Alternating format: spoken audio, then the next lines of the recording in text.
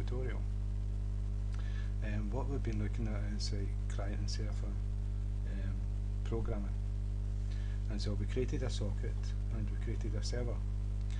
Last tutorial we'd done object input stream, so we were able to send objects, like complete programs, serialized over the internet to the server and send it back again. So that was like server client communication. And the one before that we'd done data input stream, and that was sending data types like integers, strings, etc. over the internet, over the network.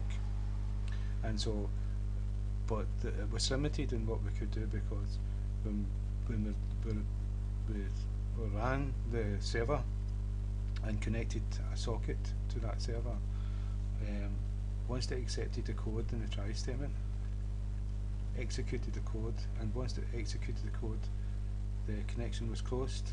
That meant that the server stopped working and we would have to restart it again. Now that's not good for a server, because if you imagine a server should be up running 24/7, and so that whenever a client wants to connect, it will be able to connect whenever it's suitable for that client, and it could be like 3 or 4 o'clock in the morning if that client wants to do that. It could be the office hours, it could be any time at all. So if that server is not working, then that client can't get access to the material that they want to get access to. And so the way to do that is to put a while loop inside the server class, and a while loop will always execute when its condition is true. And if you look at what we've done here, we've done the while, the brackets, and inside the condition is true, the keyword true.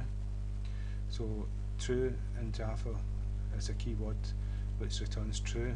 So instead of putting a condition in here which will equate to true, and if it equates to true, loop this group of code, we've already set it to true, so it's always going to run. And the group of code is between the braces, that's the start brace before the try statement, and after the catch it's the stop brace. So it's the code in between these two braces is going to be executed. So what that means is that when we run this code, and when a server wants to connect, the server will execute the code as normal, accept the connection, do all the code, and once the code's finished, it will break the connection with the socket. But instead of the server stopping working and needing to be restarted again, it goes back to the beginning of the while loop, and because it's true, it re-establishes the connection and waits for another client to try to connect, and then accepts that connection and goes through all the code again. It just continues to do this until we stop the program. And so that's how we've done it there. It's while, true, and braces. And so now what I've done here is we're sending a message back to the socket, and sending this message back, the same one we received. And I've also put a number, sent a number in here so that we can see when we connect more than one time that it's a different number that's getting sent back again. And so first we've got to do is run the server program. Right, that's it running. Then go to the socket.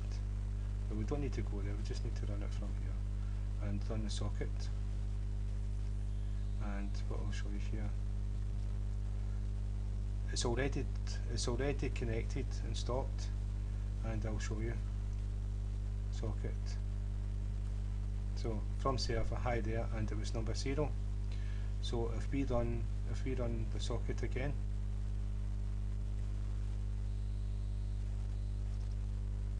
and go back to the socket, you can see it's a different number. This number is just going to get bigger and bigger and bigger. So what I'm going to do is run the program again, socket class, and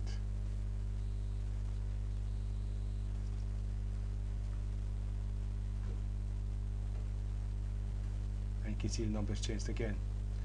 And And so what's happening here is, if I run it just once again,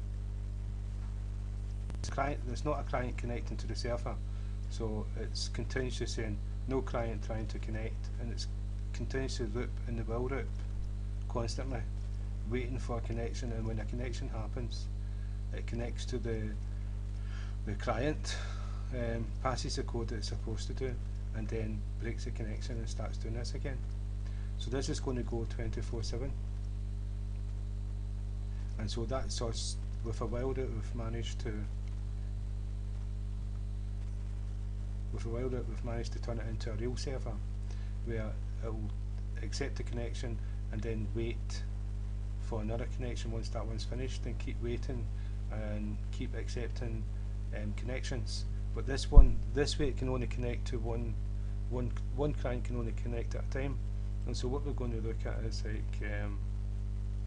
like threads, so that more than one client can connect at one time. And so I hope that's been of some use, and thank you for your time.